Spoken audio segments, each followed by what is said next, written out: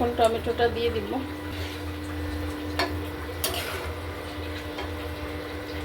গেছে, এখন আমি উপর দিয়ে ধনিয়া পাতা দিয়ে কিন্তু নামিয়ে ফেলবো। আমি কিন্তু সেই শুটকির ভর্তাটা সুন্দর করে একসাথে করে ব্লেন্ডার করে নিয়েছি।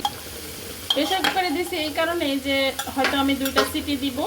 প্রত্যেক দিন সকালে চিন্তা হয় কি রান্না করব, দুপুরে চিন্তা হয় কি রান্না করব, রাতে চিন্তা হয় কি রান্না করব। আচ্ছা বলেন তো, আপনাদের কি এরকম চিন্তা হয়? আসসালামু আলাইকুম, কেমন আছেন সবাই? আশা করছি আল্লাহর রহমতে সবাই সুস্থ আছেন, ভালো আছেন।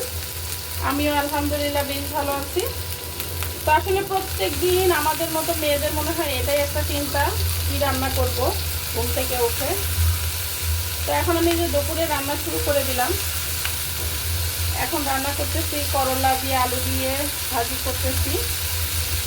তো কয়েক রকম রান্নাই করবো আর কি।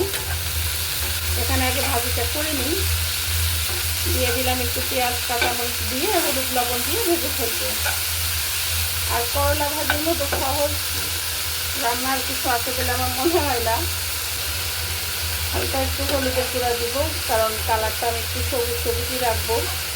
তো আমি কিন্তু এই যে আরও একটা রান্না গুছিয়ে নিয়েছি অফ ক্যামেরায়। এখানে 3 রকমের শুটকি আছে, পুঁটি শুটকি, এখানে চিংড়ি শুটকি, ছুরি শুটকি, এখানে পেঁয়াজ রসুন ভেজে নিয়েছি, শুকনো মরিচ ভেজে নিয়েছি। এখন শুধু ব্লেন্ডার করে নিব অথবা বেটে নিলেই হবে। তো এইটা প্রেসার কুকারে কিন্তু আমি বুড়ি বসিয়ে দিয়েছি। এই যে প্রেসার কুকারে দিয়েছি এই কারণে যে হয়তো আমি 2টা সিটি দিব, তারপরে পেঁয়াজ দিয়ে সুন্দর করে ভেজে নিব। এই যে আমি কিন্তু সেই শুটকির ভর্তাটা সুন্দর করে একসাথে করে ব্লেন্ডার করে নিয়েছি।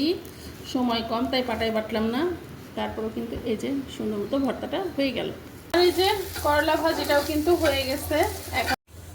তো আমি এখন এই যে চচ্চড়ি করব, তো এই জন্য আলু, পেঁয়াজ, কাঁচামরিচ, একটু হলুদের গুঁড়া, সয়াবিন তেল, ধনিয়ার গুঁড়া, জিরার গুঁড়া দিয়ে সুন্দর করে মেখে নিচ্ছি। টমেটো ধনিয়া পাতা ছাড়া তো আসলে ছোটো মাছ চিন্তাই করা যায় না। তো ছোটো মাছে কখনোই শুকনো মরিচের গুঁড়া খাই না, এটা যার যার ইচ্ছা। কেউ হয়তো বলতে পারেন যে শুকনো মরিচের গুঁড়া দিলেন না, আসলে শুকনো মরিচটা কাল। তো আমার মাখানো শেষ, এখন আমি পানি দিয়ে দিব। এই তো হ্যাঁ, হয়ে গেল। তো আমি এখন টমেটোটা দিয়ে দিব।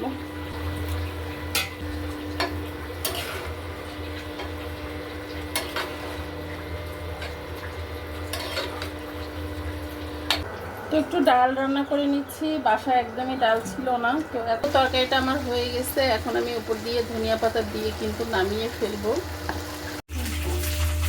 তো আমি এখন ডালটা বাগার দিয়ে দিব। এখানে আমি আম দিচ্ছি, আম ডাল। তো এই তো গরমের মধ্যে ঘেমে ঘেমে অনেকগুলি রান্না করলাম, আর পরিবারের সবাই এখন অপেক্ষায় আছে আমি রান্না হয়ে গেলে খাবার খাবে।